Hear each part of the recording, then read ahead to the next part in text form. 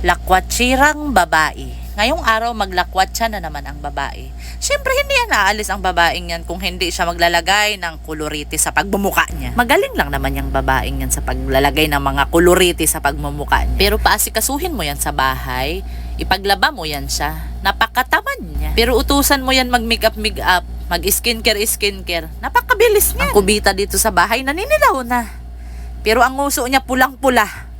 Pati ang pisngi niya, wala talagang kahihiyan. Kung may pupunta dito sa bahay, hindi siya mahihiya na ipasiar niya ang tao na nanlilimahid ang CR, na may nakasabit na pante. Yang alahas-alahas na sinusuot niya, ako na lang ang maaawa sa mang-hold up sa kanya. Kay walang mapapala, hindi man yan masasanla. Mahilig magsuot-suot sa mga aksesoris. Burara naman hindi ililigpit. Walang katahimikan talaga sa bahay tong babaeng to kahit masama ang panahon.